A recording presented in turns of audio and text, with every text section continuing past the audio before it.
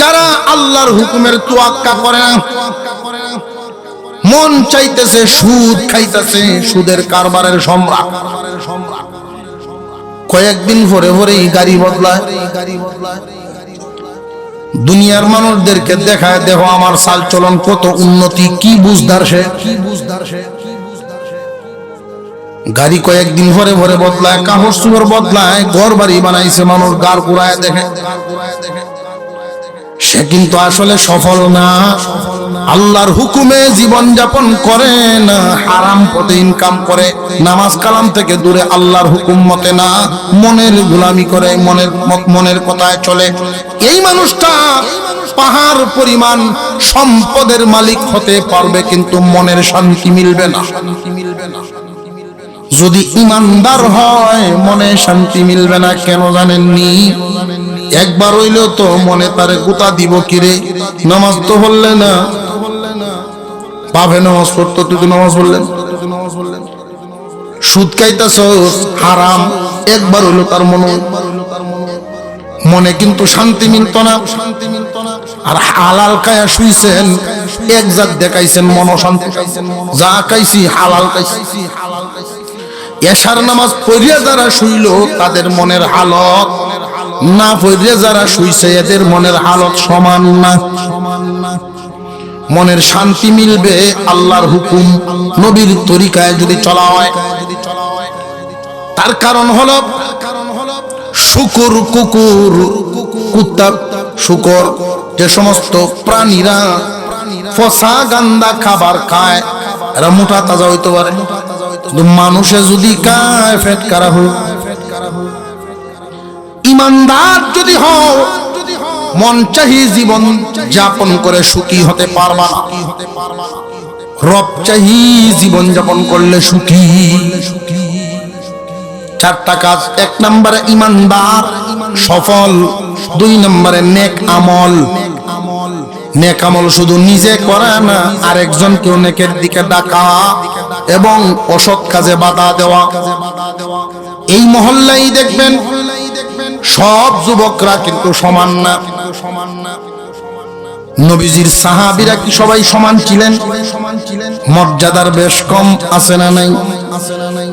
আবু বকরের শানে আল্লাহ সূরা নাজিল করেছেন। এই এতটুকুন কথা বলে ইনশাআল্লাহ শেষের দিকে যাব। আবু বকর সিদ্দিক রাদিয়াল্লাহু আনহু সম্পদ, দুনিয়া, ইসলামের পথে ইসলামকে সাহায্য করতে করতে করতে করতে অর্থনৈতিক অবস্থা এমন পর্যায়ে চলে গেছে, মদিনার বাজারে সালার সরে পাঞ্জাবি ভিড়ে ঘুরে। আল্লাহু আকবার বলেন। মদিনার বাজারের গলি, মক্কা থেকে তো হিজরত করে চলেই গেছেন, মদিনার বাজারের গলিতে উনি ঘুরতেছেন, খেজুর পাতার যে বড় কাটা দিয়া সুই বানায় সিলাইছেন, সালার সরের ভাঞ্জে। ইহুদিরা ডাইকা ডাইকা কয়, আবু বকর বাপ কত নামি দামি ব্যবসায়ী আছেন, তুমিও কত পয়সাওয়ালা আসলাম। অবশেষে আল্লাহ এবং রাসূলের সন্তুষ্টির পিছনে দৌড়িয়া আল্লাহ এবং রাসূলকে খুশি করার জন্য আজকে বুঝি তোমার এই হালত সব বিলায়। আবু বকর একদিক তখন ঘাড় ঘুরায় একটা কথাই বলেছিলেন, এটা কিতাবে উল্লেখ। আবু বকর বলেছিলেন, দুনিয়ার মানুষেরা রে, দুনিয়ার সম্পদ সব কিছু দিয়াও যদি আল্লাহ এবং রাসূলের সন্তুষ্টি আমার কপালে জুটে যায়, তাহলে দুনিয়াবাসী জেনে রাখো আমি সবচেয়ে সফল ব্যবসায়ী। দিলাম কি আর ভাইলাম কি? দুনিয়ার সব দিয়াও যদি আল্লাহ এবং রাসূলের সন্তুষ্টি আমি পায়া যাই, তাহলে জেনে রাখবা অনেক কম দামা বস্তু দিয়া বেশি দামা জিনিস পাইছি। দিন বুঝতে গেলে, দিনদার হইতে গেলে এর আগে মন মেজাজকে দিনের রঙে রঙাইতে হবে। দিন কি এটা আগে বুঝতে হবে, সফল কোন জায়গায় এটা আগে বুঝতে হবে, নইলে ওয়াজ বুঝাইতে।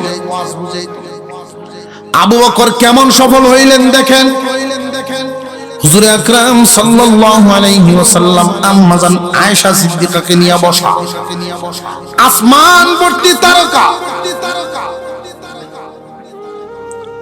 আয়েশা সিদ্দিকা রাদিয়াল্লাহু আনহা জিজ্ঞাসা করেন, ওগো আল্লাহর পয়গম্বর, আকাশের তারকা গনিয়া শেষ করা সম্ভব না, এমন কোন ব্যক্তি আছেনি আপনার উম্মতে যার নেকিও গোনা সম্ভব না?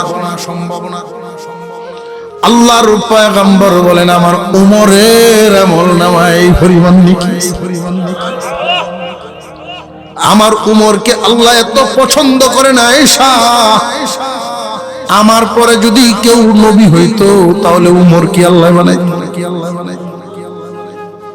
দরজা এত উঁচা, এত উঁচা দরজা, মহান আল্লাহ উমর ফারুক রাদিয়াল্লাহু আনহুকে দিয়েছে।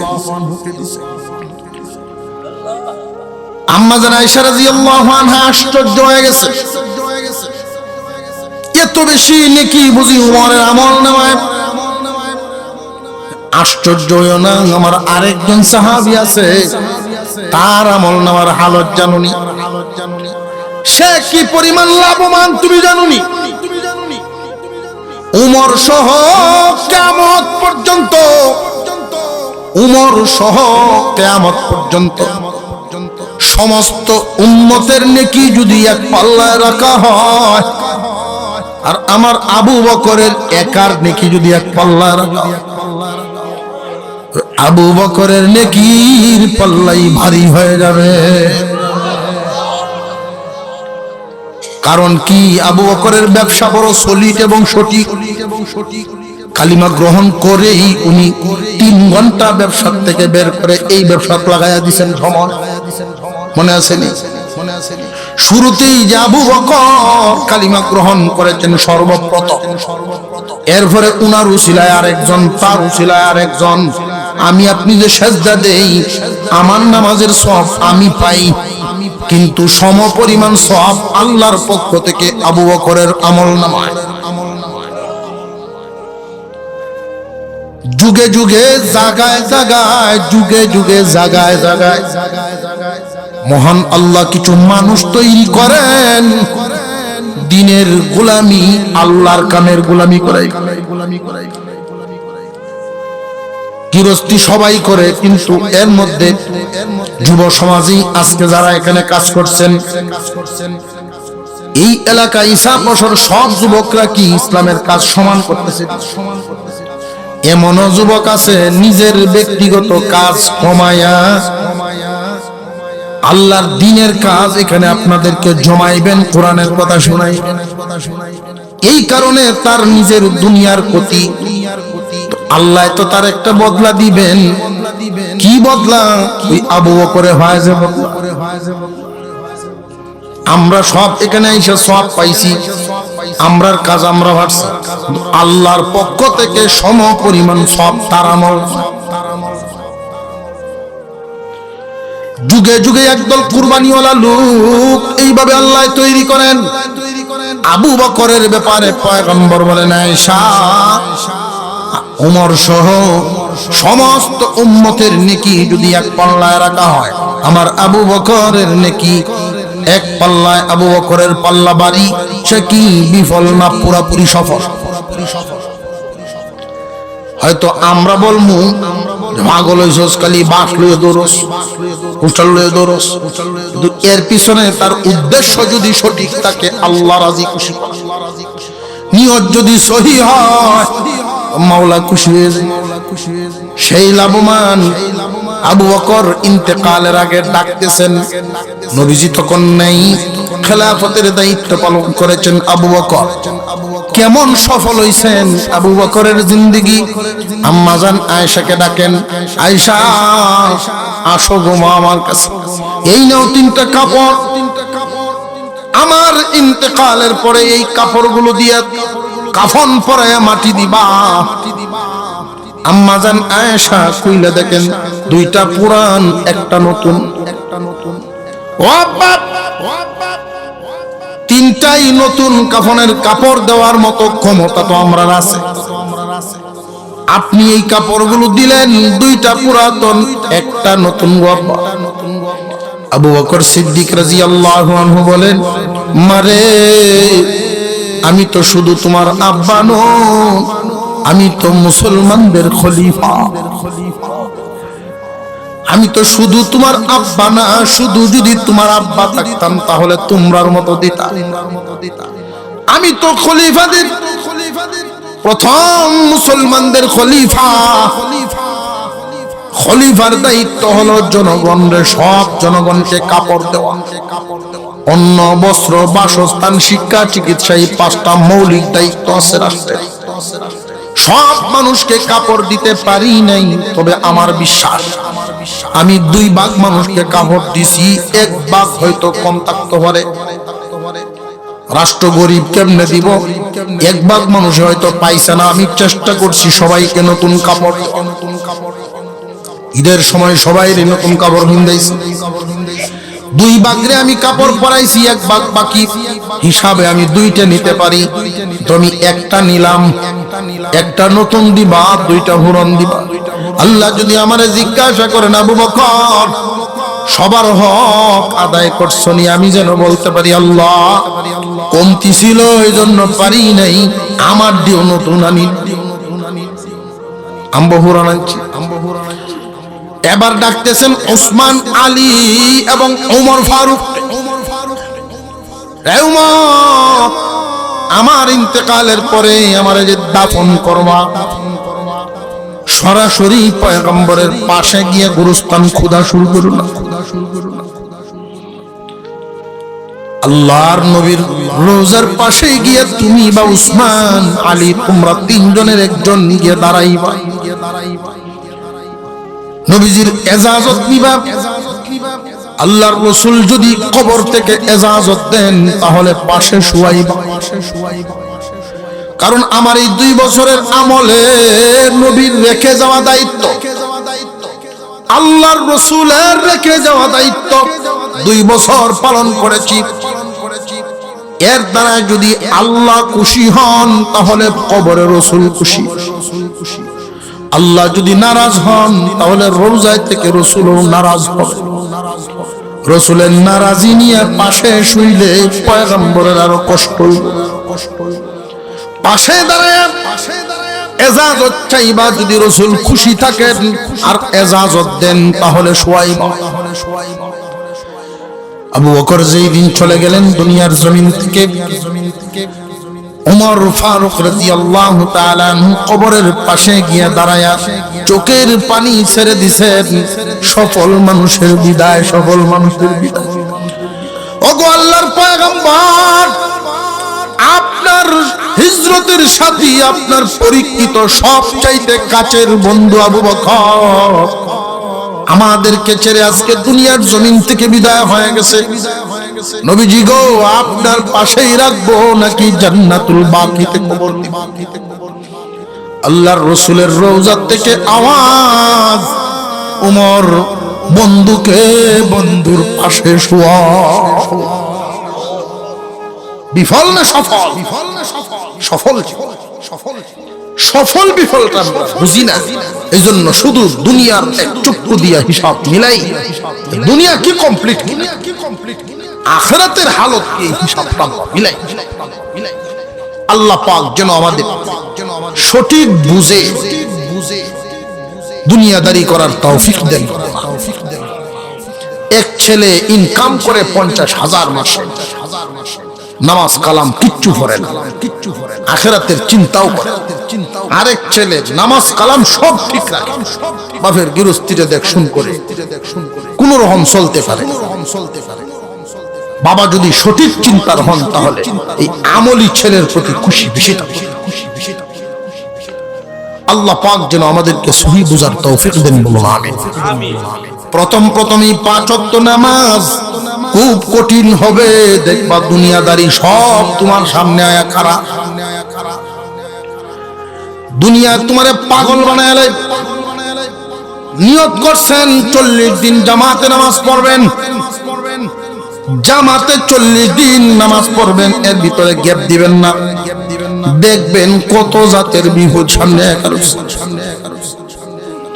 জমাতের একামত হইতেছে, আপনি মসজিদের সামনে যাইতেছেন, এমনি দেখবেন শেষ পর্যন্ত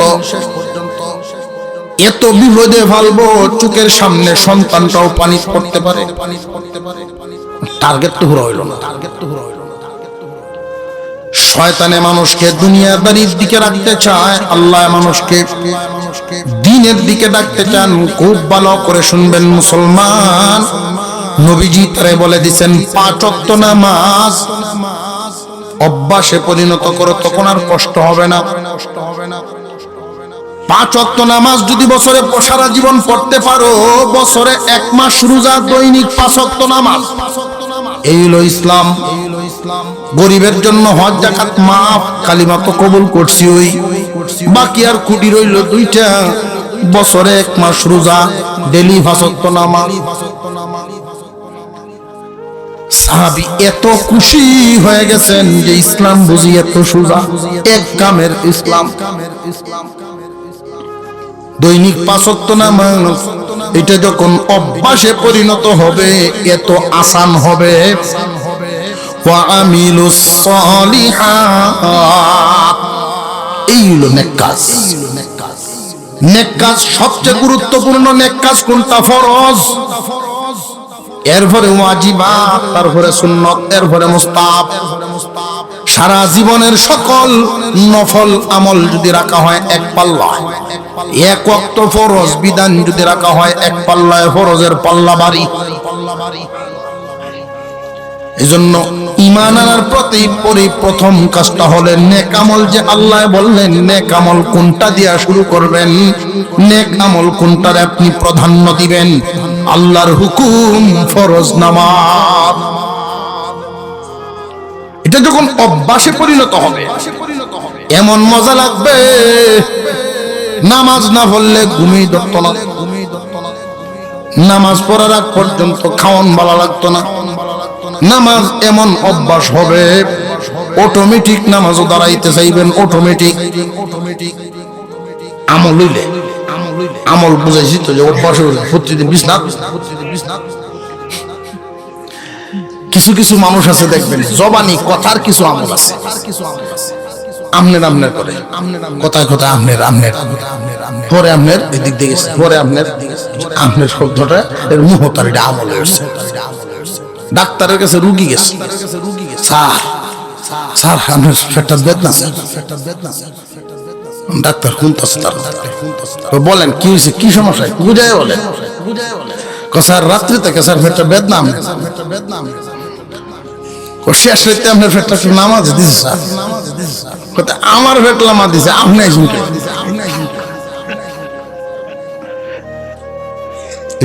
আপনি আপনি শব্দটা এদের আমল, কথা বুঝে আসতেছে। এটা যখন তার ঠোঁটের সাথে সম্পর্ক হয়ে গেছে, আপনার ডার মনে হলে আনন্দ লাগে না, আপনার ডার কষ্ট হলে আনন্দ লাগে, অটোমেটিক আইতাছে। নেক আমল এটা অভ্যাসে পরিণত, এটারে কয় আমল। প্রতিদিন করে বারবার, যেই কাজটা বারবার করা হয় এটারে কয় নেক আমল কয়। একবার করার নাম আমল, বারবার করার নাম। ইল্লাল্লাযীনা আমানু ওয়া আমিলুস সালিহাত। 1 নম্বরে ঈমান আনছে দ্বারা, 2 নম্বরে ঈমানে নেই বসে তাকে নাই, নেক আমল শুরু করছে। নেক আমল যে শুরু করলো, এমন মানুষও তো এই জমিনের মধ্যে আছে বালেগ হওয়ার পর থেকে এই পর্যন্ত ফরজ নামাজ কোনদিন ছুটছে না, ফরজ নামাজ কোনদিন ছুটে নাই। এমন মানুষও আছে, সংখ্যায় খুব বেশি না হইলেও কম হইলেও তো আছে, ফরজ নামাজ ছুটে নাই। নেক আমল কিন্তু বিরাট একটা তার কোটায় তার আমল নামাজ। এমন মানুষও আছে যে হ্যাঁ নেক আমল অনেক ছুটে গেছে, ফরজ নামাজ অনেক ছুটছে, সুন্নত মুস্তাহাবের ঘাটতি কম। অর্থাৎ আল্লাহর হুকুম যে যত বেশি পালন করছে তার মর্যাদা আখিরাত তত বেশি কামাইছে। নেক আমল তো আখিরাত তো আল্লাহ দিবেন কামলার বদলায়, কাজের বদলায়। যার যত কাজ বেশি ওইখানে তার মজুরি বেশি। 3 নাম্বার ওয়াতাওয়াসাউ বিল হাক্কি ওয়াতাওয়াসাউ বিস সবর। 3 নাম্বার ঈমান আর নেক আমল নিয়ে শুধু নিজে বসে থাকে না, আরেকজনকেও নামাজের দাওয়াত দেয়। নিজে শুধু নামাজ পড়ে তা না, আরেকজনকেও নামাজের দাওয়াত দেয়। 4 নাম্বার ওয়াতাওয়াসাউ বিস সবর, সবরের আদেশ দেয়। অর্থাৎ মানুষ গুনার দিকে যাইতে চাইলে অন্যায় কাজের প্রতিবাদ করে, সৎ কাজের আদেশ দেয়, সৎ কাজের দিকে মানুষকে ডাকে, অসৎ কাজে বাধা দেয়। এই হলো 4 কাজ। আজকে যুব সমাজের মাহফিল, যুবকরা অনেক মেহনত করে এই আয়োজন করছে। সব যুবক কিন্তু সমান না। আবু বকরের শানে কোরআনের আয়াত সূরা নাজিল হয়, সবার শানে হয় না। আবু বকর কি ক্ষতিগ্রস্ত না লাভবান? 2 জন বন্ধু একসাথে রিকশা চালানি গেছে, একই রুমও তাকে এক মালিকের গাড়ি চালায়, কিন্তু একটা নামাজি আর একটা বেনামাজি। দুটা যখন রাত্রে হিসাব মিলায়, যেই ব্যক্তি নামাজি সব খরচ বাদ দিয়ে তার রইল 800, আর যে বেনামাজি তার রয়েছে 1000। বেশি হওয়ার কারণ হইল নামাজি ব্যক্তি জোহর আসর মাগরিব এশা 4 ওয়াক্ত নামাজ পড়ার কারণে 1-1.5 ঘন্টা সময় এখানে তার গেছে। রাত্রে যখন হিসাব মিলায়, বেনামাজি 1000 টাকা নোটটা হেরাতে হয়, তোর তো 800। তুই আরো নামাজ পড়ো কা গুতা হেরে নাই সিটি হাকামাই তো মুনশি লইছ। দুনিয়ার জমিনে কিন্তু এমন মানুষ বহু আছে, হিসাব মিলাইবে তুমি কোন কারণে ক্ষতিগ্রস্তটা, যেই 200 টাকা যে ক্ষতিগ্রস্ত হইল সে কোন কারণে হইছে? আল্লাহর হুকুম পালন করতে গিয়ে। সঠিকভাবে যদি হিসাবটা মিলায়, 1000 টাকা কামাইলে কি হবে? তুমি তো ইহকালীন কামানি, ইহকালীন বড় হইছো, কিন্তু ওই বান্দায় মাত্র 200 কম, কিন্তু দুনু কালটিক। একজন মানুষ যদি আল্লাহর হুকুম মেনে জীবন যাপন করে, হয়তো দুনিয়ার জমিনে এমন ভাবে তার চলতে হবে, বিলাসিতার জীবন পাইতো না, উচ্চ বিলাসীর জীবন যাপন নাও করতে পারে। আল্লাহর হুকুম মেনে চলার কারণে ইনকাম কম, কাম জড়ায় যা কামায় তাই তো তার ইনকাম, বাড়তি কোনো ইনকাম নাই। হয়তো বিলাসিতার জীবন পাবে না, আরামায়েশের জিন্দেগি পাইল না, কিন্তু না খাওয়ায় তো আর আল্লাহ তারে রাখবেন না, না ফিন্দায় তো রাখবেন না, কুলা আসমানের নিচে তো আর রাখবেন না। সবরের সাথে যদি জীবন যাপন করে এই বান্দা, মানসিক প্রশান্তির সাথে জীবন কাটাবে।